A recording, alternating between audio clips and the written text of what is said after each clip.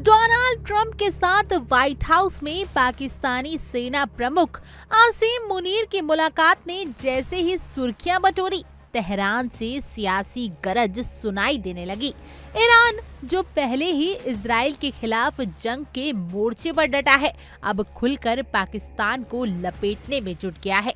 नई दिल्ली स्थित ईरानी दूतावास के डिप्टी चीफ जावेद हुसैनी ने शुक्रवार को तीखे लहजे में पाकिस्तान को चेतावनी देते हुए कहा कि ये जंग ईरान और इजराइल के बीच है। अगर कोई तीसरा पक्ष इसमें कूदा तो अंजाम पूरे क्षेत्र के लिए खतरनाक होंगे। हमें उम्मीद है कि पाकिस्तान हमारे साथ खड़ा रहेगा, क्योंकि अगर आज इजराइल को नहीं रोका गया तो कल कई और देश इसके निशाने पर होंगे।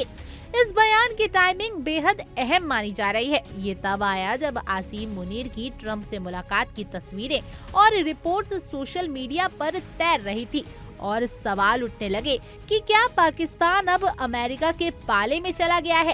ईरान ने बिना नाम लिए साफ कर दिया है कि मुनीर की ये डिप्लोमेटिक ड्रामेबाजी उन्हें नागवार गुजरी है। हुसैनी बोले, हमारे पास कुछ ऐसी आघोषित शक्तियां हैं जिन्हें हमने वक्त आने पर इस्तेमाल करने के लिए बचा रखा है।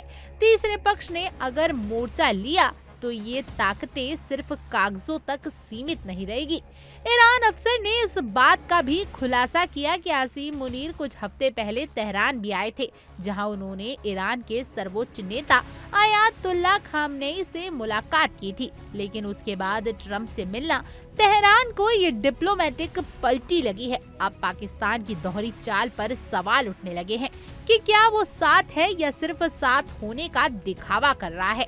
सिर्फ पाकिस्तान ही नहीं, ईरान ने इशारों में अमेरिका और उसके सहयोगी देशों पर भी हमला बोला। जावेद हुसैनी ने कहा, G7 देश हमेशा इजराइल के पक्ष में खड़े रहते हैं। अंतर्राष्ट्रीय परमाणु एजेंसियां भी अब इजराइल इशारों पर काम करती हैं, लेकिन हम NPT के हस्ताक्षरकर्ता हैं और कभी भी बिना शर्त आत्मसमर्पण नहीं करेंगे। ये बयान ट्रंप के उस बयान के बाद आया जिसमें उन्होंने बिना शर्त सरेंडर की बात कही थी। तेहरान ने इसे अमेरिका की धमकी करार दिया और साफ कहा, बिना शर्त सरेंडर का सवाल ही नहीं उठता।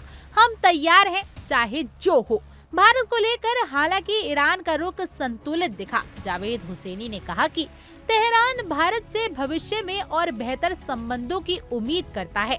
खास तौर पर ऑपरेशन सिंधु की तारीफ करते हुए उन्होंने कहा कि ईरान इसमें भारत का पूरा साथ देगा।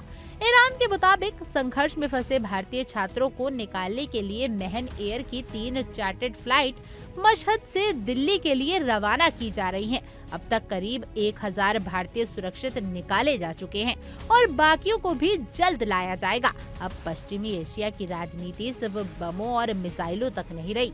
अब ये मुलाकातों, इशारों और चेतावनियों के जरिए भी लड़ी जा रही है। और इस मोर्चे पर फिलहाल सबसे बड़ा सवाल यही है कि पाकिस्तान किसके साथ है। Bureau report, India daily.